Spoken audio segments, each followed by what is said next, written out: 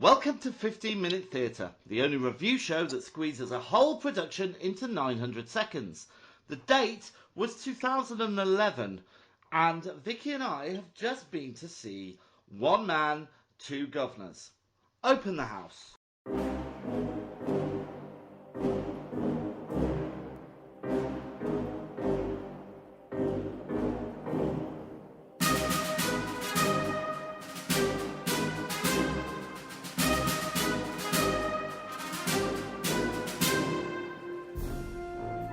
Victoria, you're multitasking.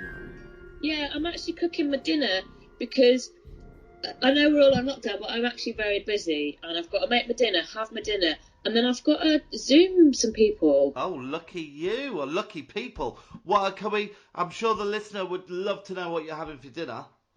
I'm making a smoked mackerel risotto. It's got some veg in it as well. So I've just got to stir my rice. So if you hear you hear this. Don't know whether you can hear that. But that is the sound of me getting the rice off the spoon. Oh, lovely. Yeah. Right, well, should we get on with it then? Yeah. I'll give you some information. It was written by Richard Bean and Carlo Godaluni. It was directed by Nicholas Hayter. The musical bits were written by Grant Oldie.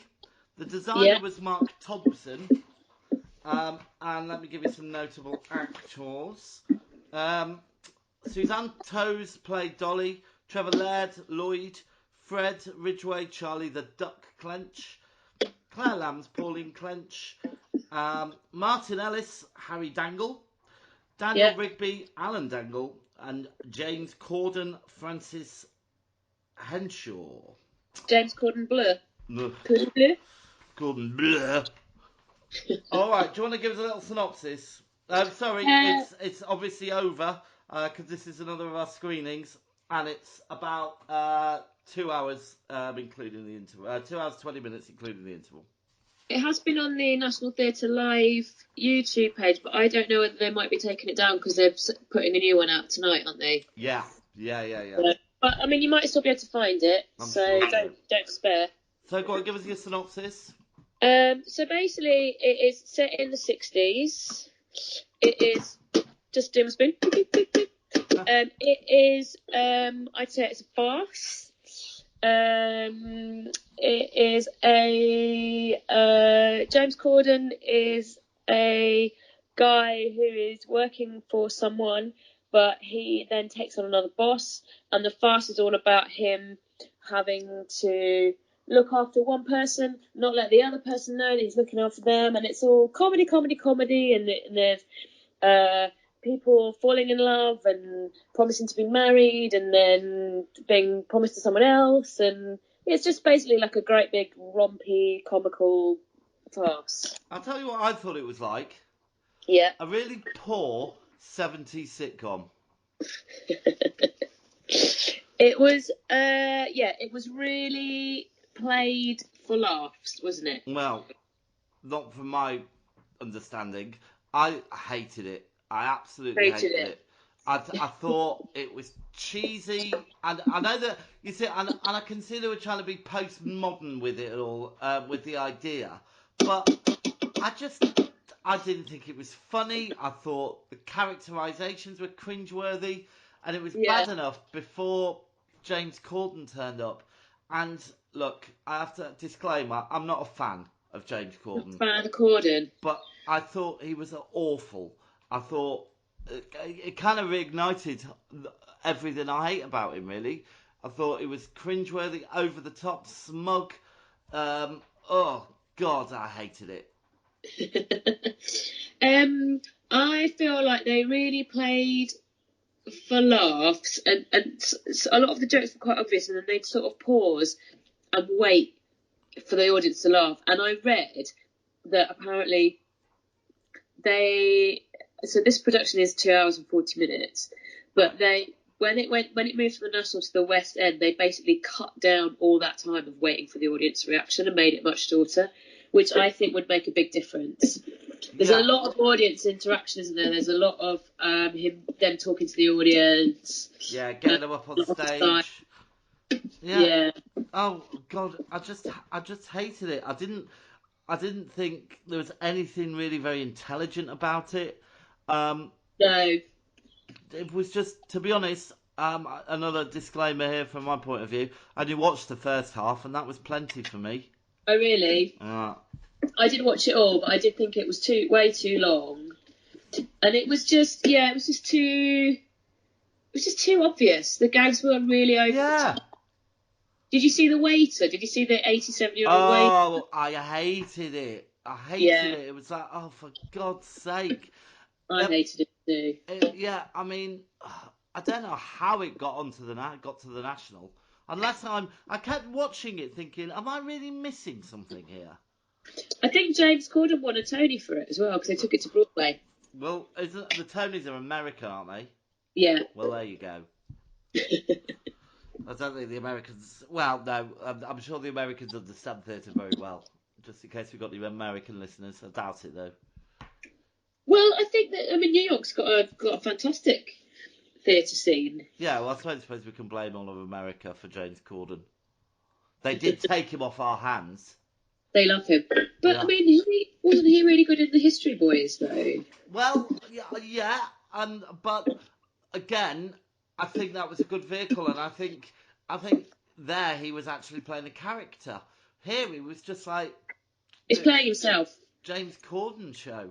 And yeah. It was just awful. It was like watching a really bad episode of Fawlty Towers. The one thing I'll give him, though, is he had a lot of energy. That was pretty... Well, I'd have quite a bit if I was on the National, getting paid a load of money. Yeah. But okay, all right. Well, what about set and all those kind of things, costume? I thought the set was quite good. It was set in Brighton. There was some bits inside a guy's house. There was some was it set inside a pub. Some of it was on the street. I thought the set worked pretty well. Yeah. But it's obviously the style, but it could have easily been a sitcom, I think. Yeah, it looked like they looked like drawings, didn't they? But it was very clearly Brighton. Yeah, I thought the set worked well. Okay, and how about the original music?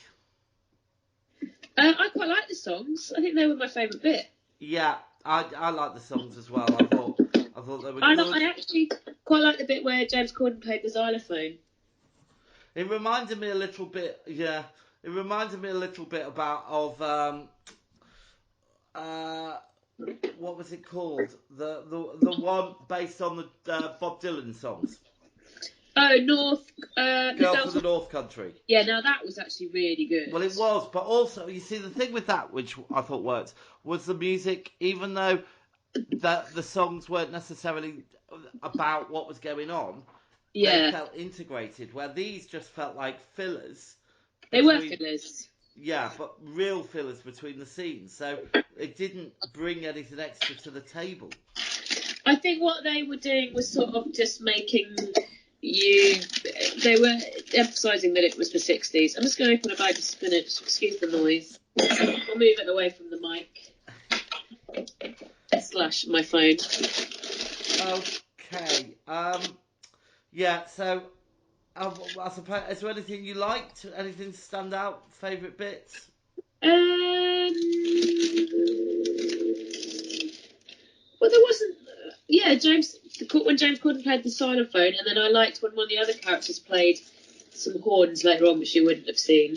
No. And then one of the others played the steel drums. I think they were my favourite bits, and they were completely unrelated. So the music, all the related bits. And the other thing, it was a very enthusiastic audience, which again made me keep making me think. I mean, it was, it just didn't work for me, so to not be too harsh. I think people obviously liked it. I feel like this would have worked much better if you'd seen it live. Yeah, I should think so. And I think it probably, if you were there and all the audience were having a really good time, I think maybe it would have been more fun. You would have got more into it. And if there'd been an actor that I really liked, I suppose, in the lead role. Yeah, I tell you who I really didn't like. Yeah. The dad, Charlie, was it Charlie? Oh yeah, yeah. He was like proper 60s, 70s sitcom. That's what I mean. I mean, I think they were trying to go for this like ironic twist, Yeah. but there was just no kind of. It wasn't ironic. It was just what it was. It was like real family entertainment from years ago. Well, yeah, but you know, I went recently. I'm sorry, Vicky, to break this news to you, but I went to the theatre with somebody else recently. What? I know. I went to see. My friend Sarah really wanted to go and see Only Fools and Horses, a musical. Oh. Well, yeah, but I tell you what, it was kind of like that, but I thought they did a much better job. Yeah. Well, Only Fools and Horses probably got better characters in it. Yeah. Oh, I liked the girl that played dressed up as her Yeah. her twin brother. Yeah. I liked her. Yeah, I thought she was quite good. Yeah. But there we go. All right, look, shall we take a break and then we'll come back and score it? Let's do it. All right.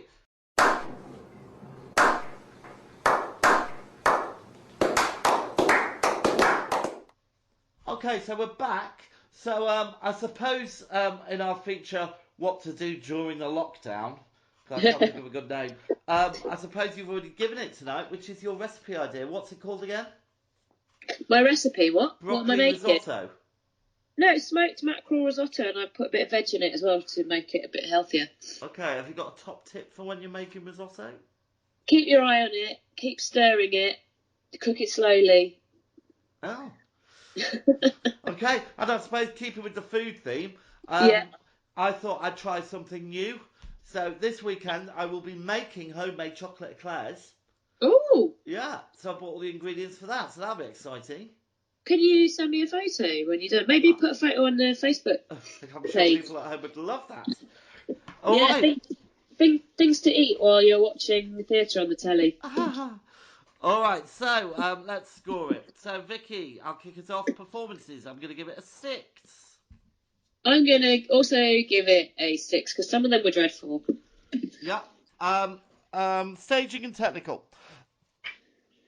I'll give it an 8 because I think that was actually pretty well done. I have also, showing you on my piece of paper, given it an 8. Woo! Narrative and plot, well, I'm going to give it a 6 because I didn't sit through the whole thing, did I mean, the plot was fine. It was more the sort of narrative 7. Okay. Originality. 5. I've given it a 2. Costume. 8 for me. I thought the costumes looked good. Yeah, the costumes were good. I'll go for an 8.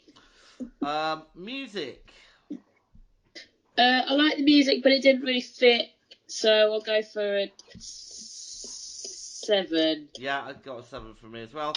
And was it worth it? Gets a 5 from me. I'm going to go for 6. Okay, so by the power of editing, I will come back in a flash with the scores. Okay, we're back. And I can tell you it gets a star rating of 3.4, which... it's not the worst, but definitely not the best. Yeah, absolutely. It goes below the Process and National Treasure, where it should be, but above Joseph, which I think is fair. It was much better than Joseph. Process. It was much better than Joseph.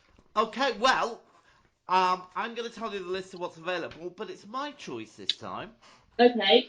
Okay, so the choices, and these are all out there for you to find on the interweb, but you have got Rumpelstiltskin, which is a dance piece,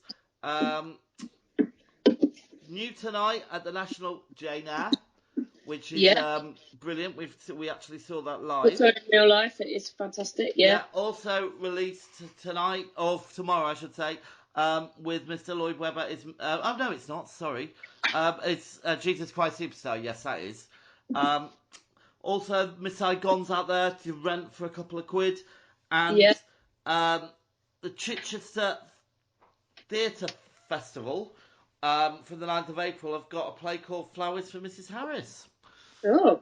So that's a bit off the wall. But listen, Victoria, it's Easter. Yeah. So I don't think we can do Easter without doing Jesus Christ Superstar. Oh, Jesus Christ. I wonder if they're going to show the film or a film. No. They're not showing the No. film because you can just watch the film. Yeah.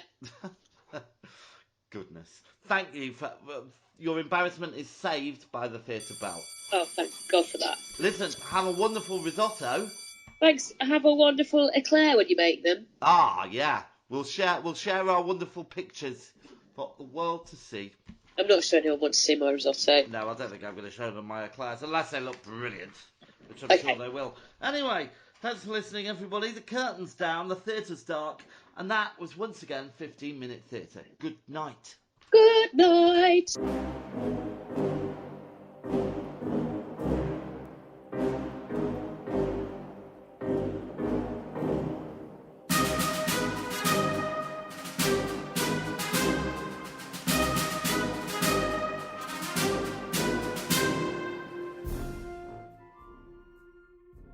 If you're brave enough to have your theatre production reviewed, please contact us at 15minutetheatre@gmail.com. Find us on Twitter and please rate and review us on iTunes. Thanks for listening.